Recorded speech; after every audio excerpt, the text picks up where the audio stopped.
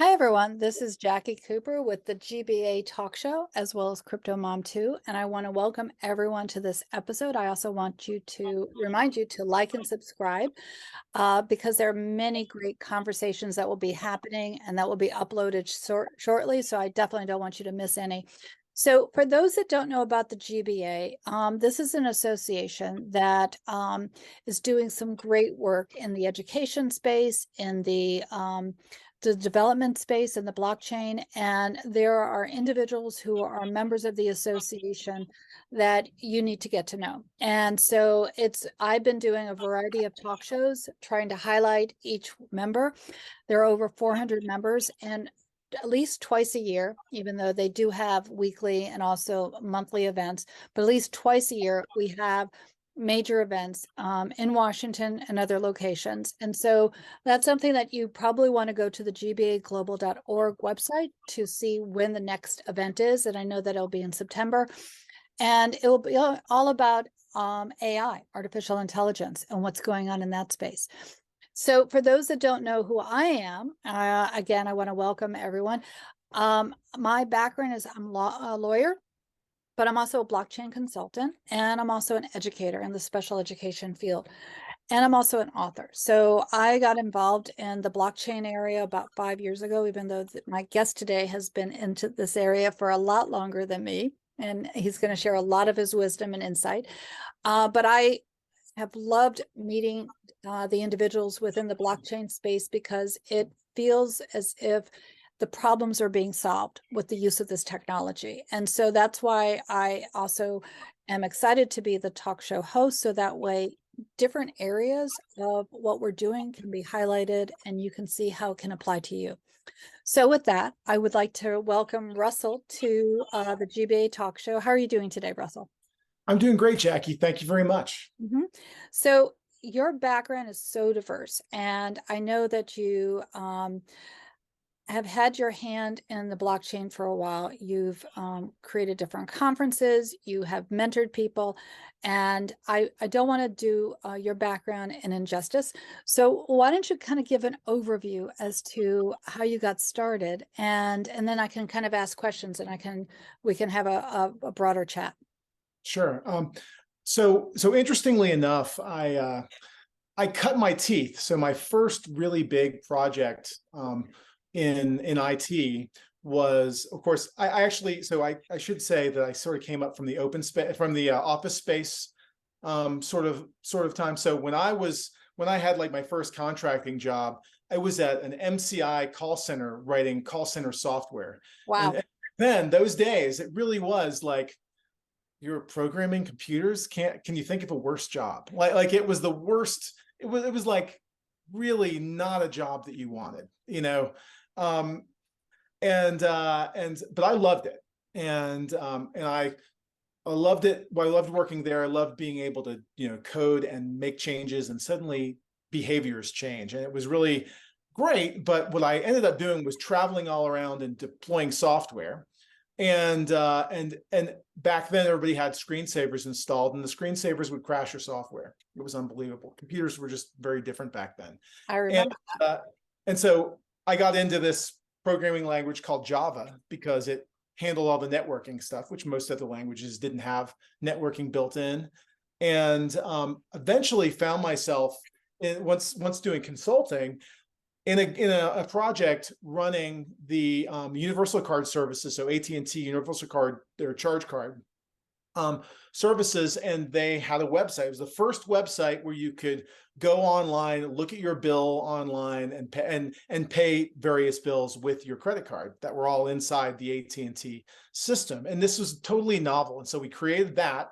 And LinkedIn, using Java and mainframes, doing stuff like with duct tape, kind of like having an MGB. You just duct tape, and it goes for another 100 miles. And it was amazing, and I loved it, and I was hooked. So e-commerce was my first love, and luckily I happened to work on the first e-commerce website in the United States for credit cards. So it was like mind blowing.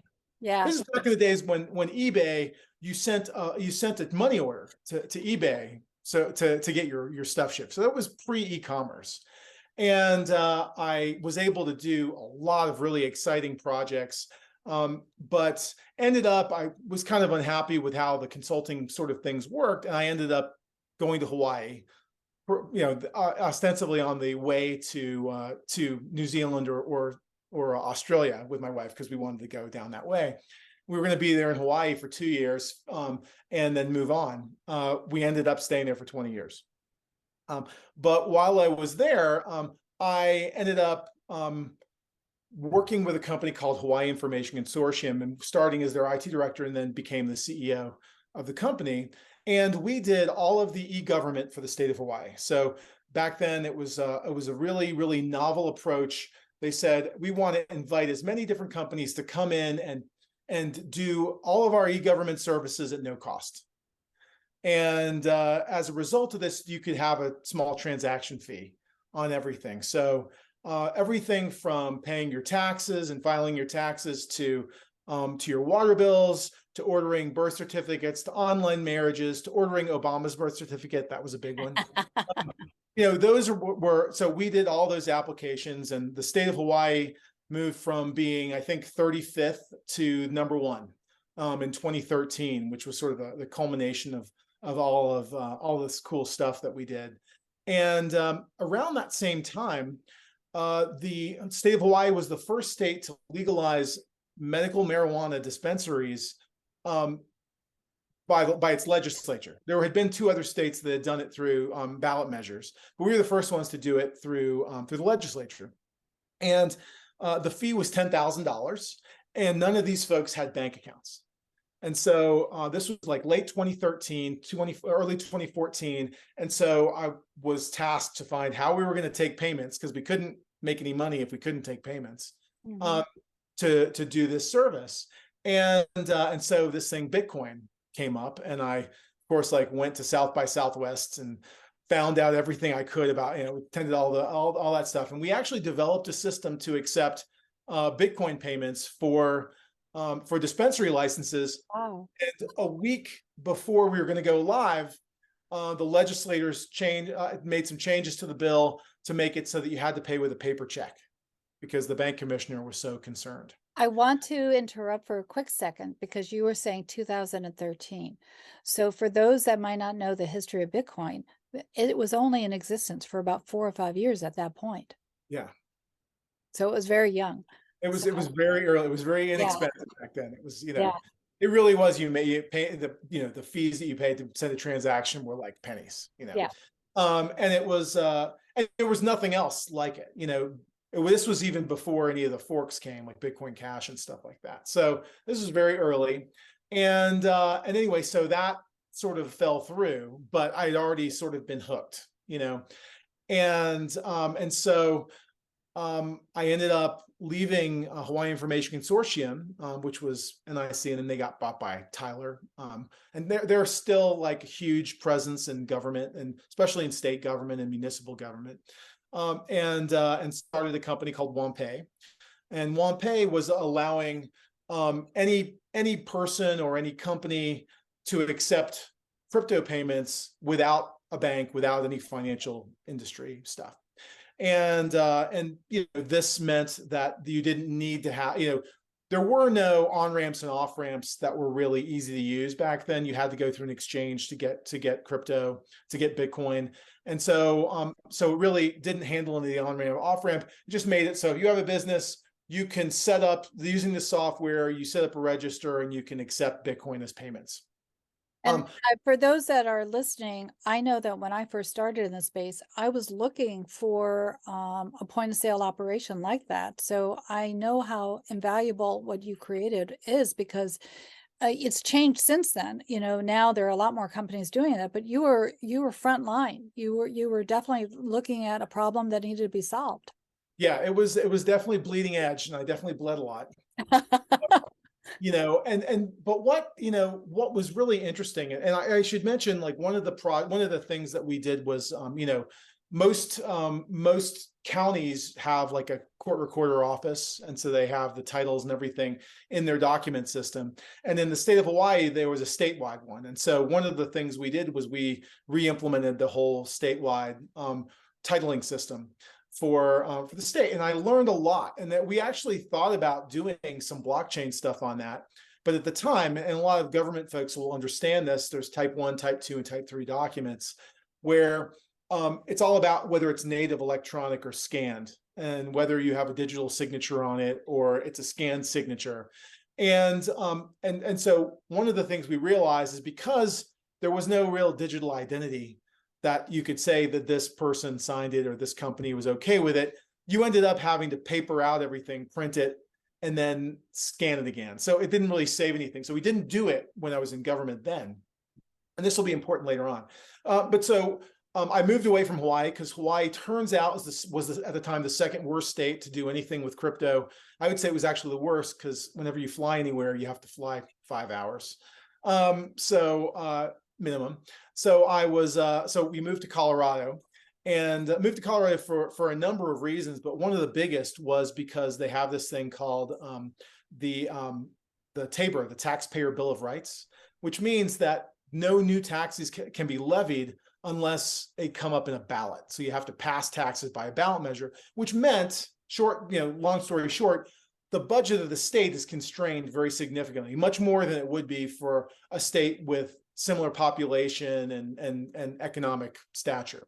So my thinking is that in states that have lower budgets, they have to be scrappier, and they can't afford to bring in the top 3 consulting firms to spend a lot of money on a project and have it not work anyway, right? So no offense to anyone who works for any of this, but that turned out to be the truth. So about a year later, the Governor Polis, who was one of the early adopters of Bitcoin, he actually took donations and tried to put forth the first cryptocurrency bill in the federal I think in the House. He came on and was like, we're blockchain for the win. And so I spoke to him and some folks at the Office of Information Technology and started as the Director of Digital Transformation. And one of my biggest projects, and probably the one I'm most proud of, was implementing the first digital state ID. And it wasn't done outsourced or anything. It was all in-house, all in with our own folks. And partners that we were using. And it was amazing. And the big thing was there are 2 or 3 different companies that really control like printing driver's licenses. And they were the ones that were going to get this business. And the idea that the same companies that like have all of our driver's license printed out in Poland and shipped here to us to do things, it made a lot more sense to keep identity as owned by in the state of Colorado, the DMV. The DMV owns it, and they should own it, and they should own the app as well. You shouldn't outsource that. There are some other companies out there like IDEMIA is one of the big ones, and nothing against them. I just don't know that we want to outsource our identity to a corporation, for all of our citizens. And we showed them that we could be more successful than any of their projects had been. And in fact, within 18 months of launching, not only had we also added on functionality to handle all the vaccination stuff, because vaccination proof was really important. Not only did we have that, but you could also electronically share that or your driver's license, insurance card, registration electronically with a police officer, so that they, shortened the amount of time if you got pulled over. It made a lot of things really, really amazing. And that's why. What year was this going on? So that now we've gotten to 2020. Got it. Okay. I think 2021 was really when it, it took off. And we really started growing, and a lot of the vaccine stuff built that too. But you think California, New York, they implemented these vaccine registration systems to show your smart vaccination card. They paid, I think in this case of New York, it was like $90 million. In the states of California, in California, it was somewhere at $75 million. And we did it for about $600,000. we added it on to My Colorado, which is the digital driver's license. And we have over 1 million people using it here in Colorado. The police accept it. Everyone accepts it as it's not yet working with the airlines, or the TSA, but nobody else has any footprint like that as far as a state accepted digital ID. So I'm very proud of that, and I was very excited. And it was as much of a reason as keeping the control of all this personal information in the government as opposed to a third party, but also the model of using an electronic means to prove you are who you say you are. There are so many component aspects of business and government that are slowed down because of the analog nature of identity. Yes. Even when you want to get a cell phone, you can't just you have to show someone your driver's license before they'll even give you a cell phone, right? If you go to the bank, they have to do all these KYC. And if you're doing online KYC, typically that's costing, somewhere around $80 for a bank to onboard you. Or if you want to prove, like when we were doing in Hawaii, when we were letting people order birth certificates, and I made the joke about Obama's birth certificate, but how do you prove that someone is supposed to be able to order this document? Yeah. Right. And it was all analog. And so now we've moved into a place where not only can you have electronic payments and things, but you can have electronic identity. And this is like the reason why this is so important is it's, in my opinion, the primary difference between Web 2 and Web 3. I was about to ask you to go there because, again, it just seemed like a natural connection. Yes. Yeah. And so Web 2, you have all these platforms, Amazon, Facebook, fill in the blank. They're all out there, Google, and they have your identity information. You have login credentials. You may have security. Maybe you have a little fob that gives you numbers that you put in. Maybe you get texted a separate message. There's all these different security measures, but all of your information, if you want to make payments, it's in their system, right? They hold that. They have custody of that information. Your payment information, your history, healthcare, all your healthcare records, all those kinds of things are owned by those platforms. Now, and I don't think we realize as individuals how much we give away as we grow up and we say yes to giving personal identity and information to different organizations. So you're right. Yeah. We are our privacy has been eroded, basically. Yeah, well, it's been made almost obsolete. Mm-hmm. And what Web3 does is it makes that approach obsolete, because along with the platforms owning your data, they are now a honeypot for hackers to come in and attack them, because a state level attack to get 4 billion users information, or maybe 4 million or 40 million, depending on the platform, suddenly makes sense. Right, using that amount of resources. Not to say that it's a state attacking us, but something that would be a state level attack, that kind of sophistication. Whereas that information is owned by an individual, that costs a whole lot to get 1 million people's information, right? So it's a lot safer, and you have agency over your own information again. There's no place that's more clear than this in healthcare records, right? Before the pandemic, right? If you wanted to get your vaccination record, it was actually very difficult. It was a real pain to go enroll your kid in school to show the vaccination record. Was kind of a horrible task. So with our vaccination records, it was the first time we really started being able to own our own healthcare information. Just the vaccination information, just all your history, flu shots and all that kind of stuff.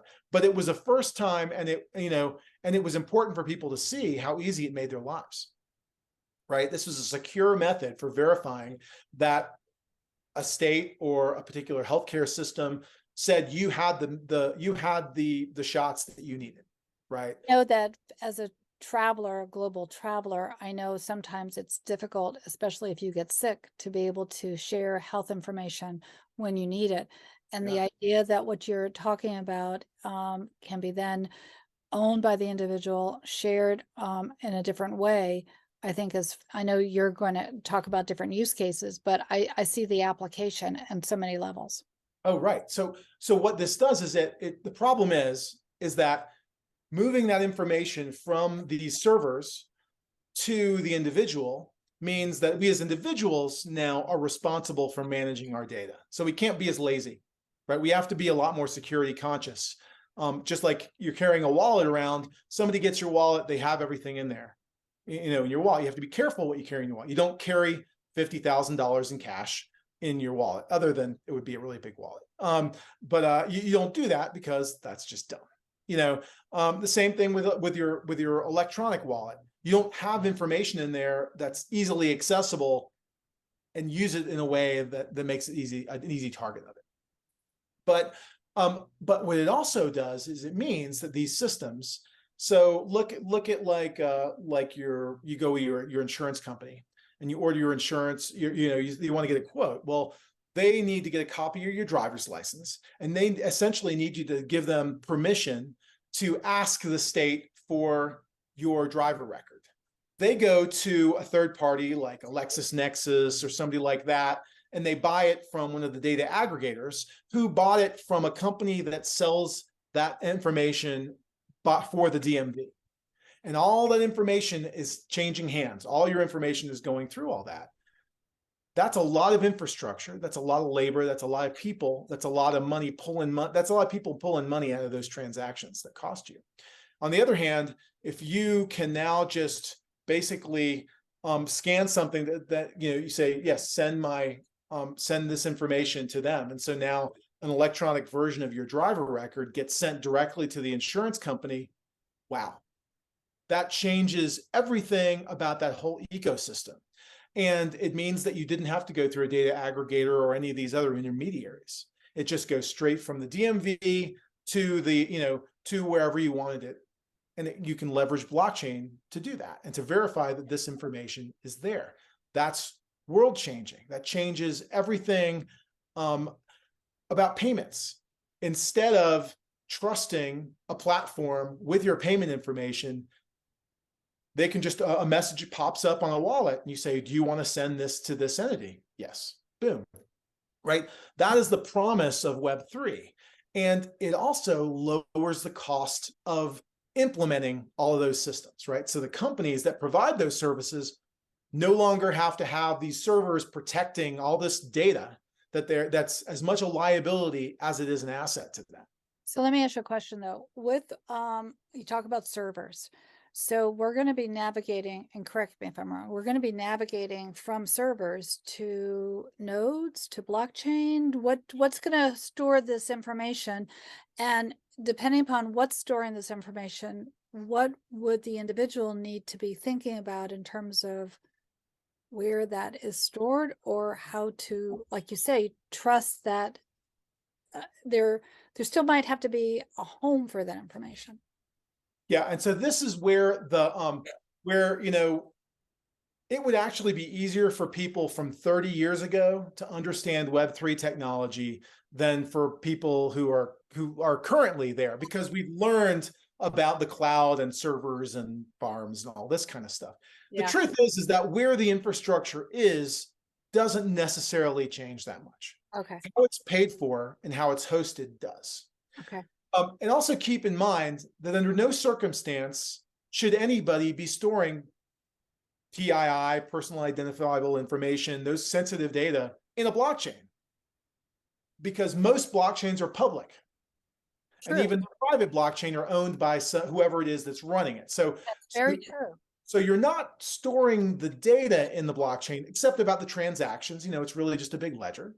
But what you are storing is proofs that this information has been signed off. So what I can do is I can share, oh, this is my information. And then there's a proof that says, yes, that this was signed by the state of Colorado or the state of Hawaii or whoever, that this person, Russell Castagnaro, is indeed this age, right? And alive, or so that uses things like verifiable credentials, which was part of the pandemic, the electronic vaccination cards. Mm-hmm. So remember, the data, more of the private data and everything is stored locally for you on your phone, right? When it comes to blockchain and stuff, right?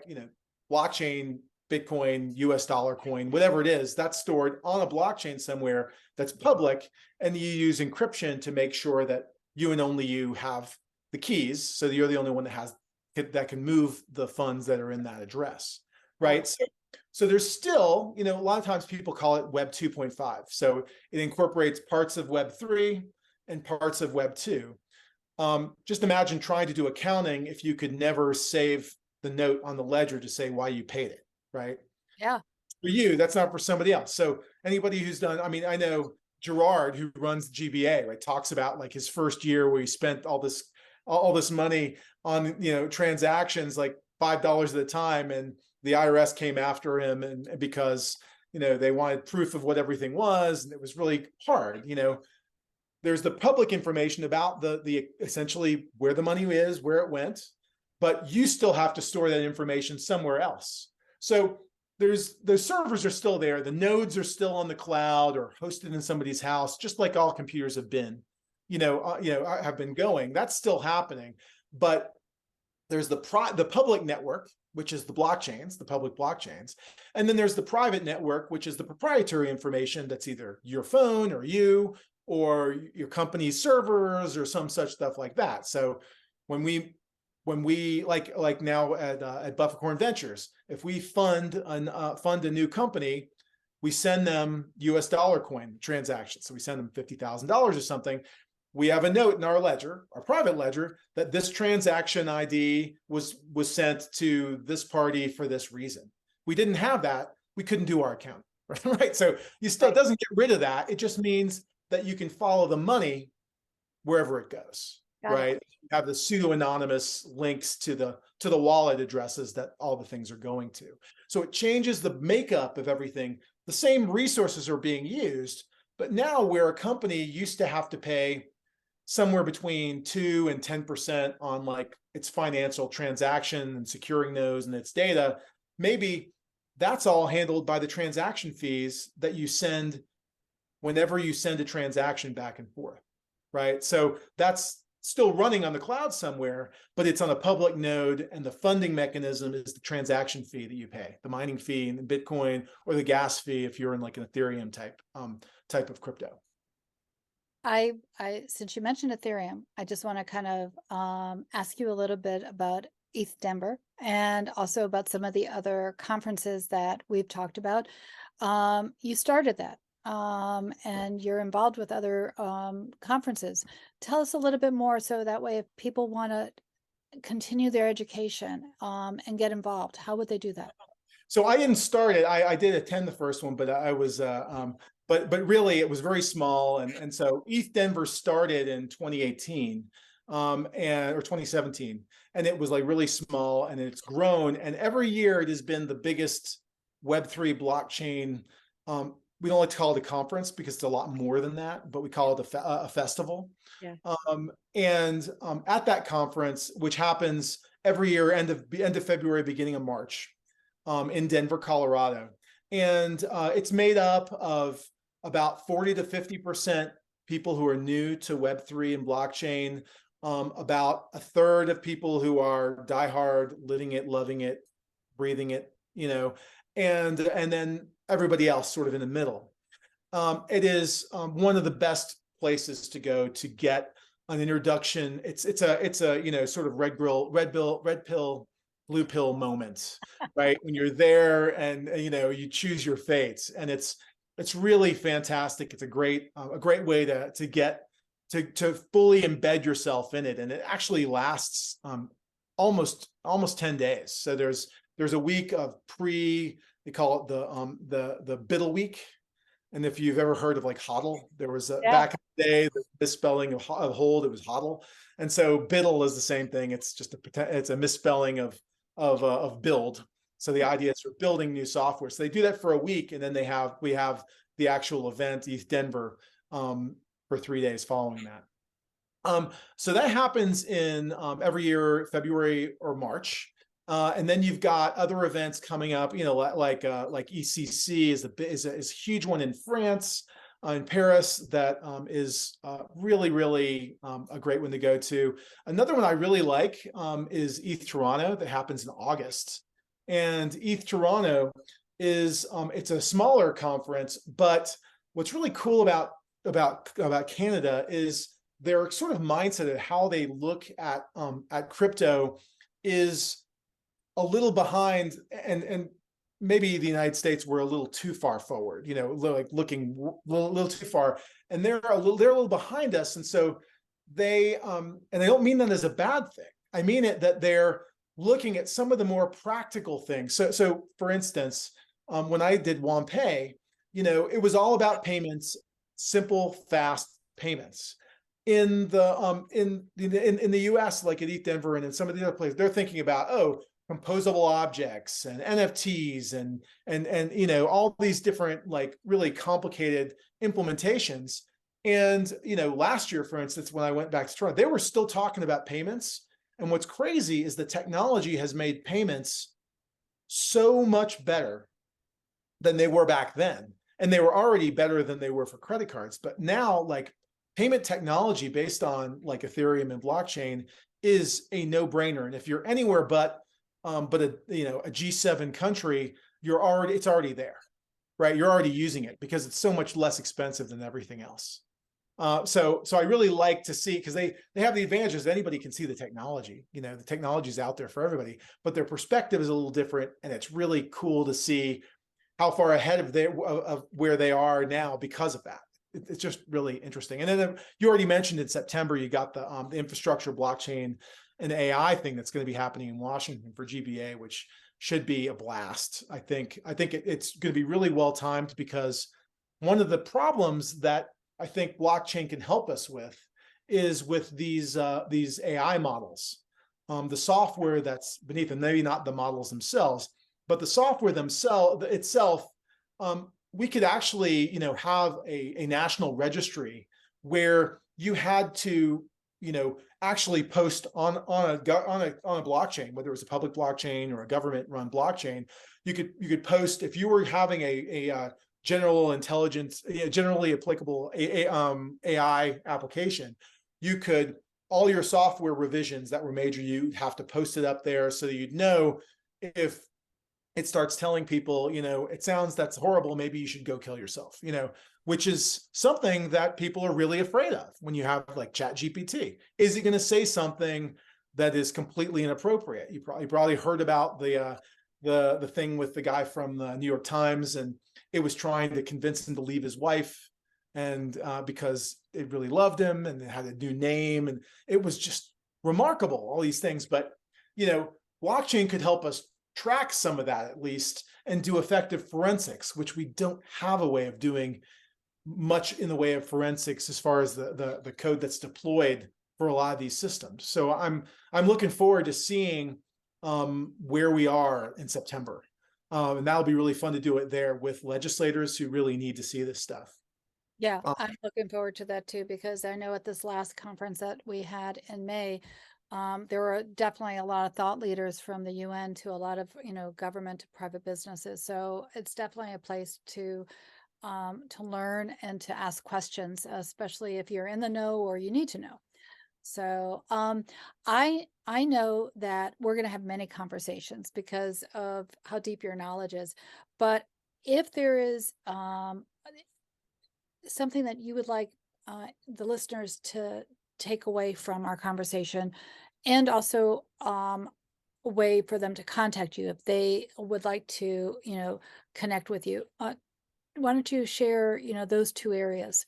Sure. I think one thing I really want people to understand is, when fax machines were big, I remember we used to take orders on the fax machines, and we had a problem with fax machine spam. And they say, oh yes, here's the wire information, make sure you send this for the order. They would try and make these really official looking fax machine things, and phone, like, how many people, like, I'd like to talk to you about your warranty for your automobile, and all these kinds of things. So every technology is riddled with scams. Technology makes scams easier, right? So blockchain and Web3 technology is no different. Caveat emptor, right? You need to be aware. You need to tell your kids with social media, there's new risks out there, right? So yes, new technologies do make things easier. When you make it easier to pay, you've made it easier to pay. So it's easier for you to get scammed on Craigslist by someone selling you a ticket, right? Absolutely. However, that's not a good reason to get rid of a technology. Exactly. Right? So look, most of us aren't going to spend $10,000 for an NFT because that is our judgment call, and we feel that that's unwise. And I think, the same way I wouldn't spend $10,000 for a piece of art because I have things I need to do with my money, right? So that's not going to most of us. Now, things like the exchanges that are having problems, like now with Binance and with FTX and stuff, those were not like, that wasn't about technology. That was about a scam. That was a conventional finance scam that used blockchain assets, but it was a conventional scam, And so, you have to, you have to separate those sorts of things. The fact is that blockchain for the first time has proven that it's actually better than the banking system, right? The banking system is a fractional reserve system. And as we keep on adding all these things to the banking system. ATMs are great, saves the bank money. I'm not so excited about that, but I'm glad that I can get access to my money. I don't have to wait in line to cash a check, to get things. 24 hour access to your money, sending electronic payments back and forth, all these integrations, they make, the fractional reserve system much less resilient, because part of the fractional reserve system is, you can hold on to that check for 2 days until you can pull the money in from your reserves to cover it, right? That's fractional reserve. That's the basis of it. If 50% of your holders come in, you have a Silicon Valley Bank situation. Yes, you do. Right. So what you have with something like a stable coin, the stable coins that are out there, you have actually a much safer way of holding your money than holding your money in banks, and you can stake them and do things and get money. So there are very legitimate, very good uses, which all the big money, all the good money and the investment firms and all that, they know this is the way. It's just a matter of whether it is the way that they will own or the way the public will own. So you have to keep those kinds of things in mind. So don't be afraid of the technology. Don't be afraid of that. Think of it as a new way of having agency over your own money, over your own data, over the control of your life. There are great projects out there like Obelisk for people that leverages blockchain to let people who are contractors have control over their healthcare and their career and how they make their livelihood over their time. And that's based on blockchain technology. There are, everyone loves to hate Ticketmaster because they're imminently hateable. It's fun to hate Ticketmaster because they kind of make everyone feel, abused by the prices that they charge. Blockchain's going to knock them off their socks, right? All these ticketing franchises. Like I already mentioned, the data aggregators, the payment providers, they're all looking because the technology can do much more efficiently what their proprietary and very expensive systems do for them. You mentioned the Ticketmaster, and all I kept thinking about when you mentioned that is like Blockbuster. When Netflix again, as the technology changes, you have to evolve as well. I mean, when I remember Ing. Sears and Roebuck. Yeah, I remember Ing being a bank online and thinking to myself, who would want to put their money online? And then we also got the debit cards. Again, it was like the idea that we started to move from the physical cash to the electronic cash. Each step, everyone had the naysayers saying, oh, no one's going to like this. And now we're just automatically using it and we've integrated it. So I think you're right on the blockchain side, and the technology as it evolves with the uses is going to be easier and more secure. And it will be interesting to see what happens. I can't wait to see the government, the ways that now the government can use it. One of the one of the groups I worked really closely with when I was in Hawaii was the Department of Business Registrations, which in a lot of states is the what's it called? Not the lieutenant governor, but the I don't know why I lost not the attorney general. Attorney General either. Yeah, why can I not? Not the controller. No. But anyway, so there's so there are all these services that are essentially registries. Yeah. You register your business. It's not, they're not doing research to make sure. It's just that's the official registry. Just imagine if you had all of the state registries now were working in the same system. It was a blockchain, and they all had right access into their own state's records, and then everybody could just go 24/7 and look it up on an Explorer, and you would see this name. Oh, it's registered in all these different states. You now have to go through a pretty horrible experience to get all that information, or you have to use a third party to do it for you. Yeah. Right. That kind of thing doesn't have to happen. For already tax offices are starting to use email finally to give notices.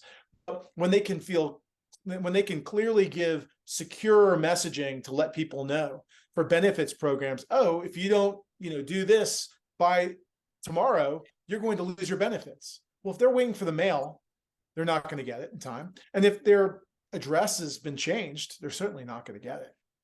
But if it goes to their phone because it's tied to their wallet information, they can get it. So there's so many really great aspects of blockchain that government is going to be able to use. Even when I was at the state of Colorado, I recommended we made our own internal cryptocurrency that we used for budgeting. So you basically, it's funny money, Cobucks or something like that. But whenever you wanted to spend something, you would spend it out of a wallet, and that was traceable, and you'd know where it goes. And of course, the checks, when they get written, still have to get written by the comptroller. You still have that control. It's not like they're minting money or something.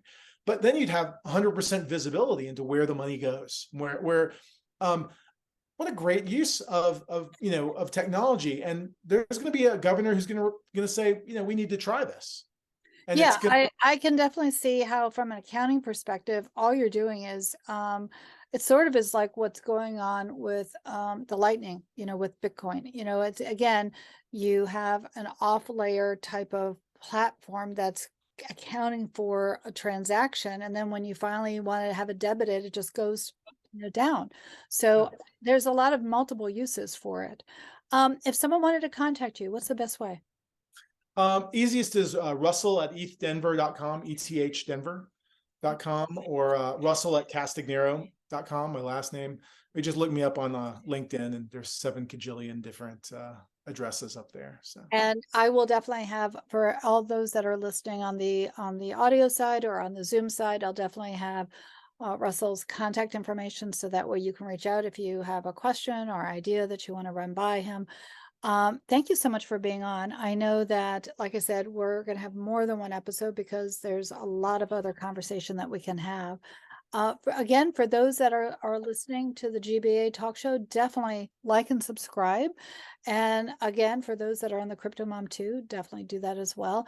But as I always say on all my talk shows, be kind to yourself, be kind to others. We are also interconnected, and we live in one world. So thank you so much, and have a great day.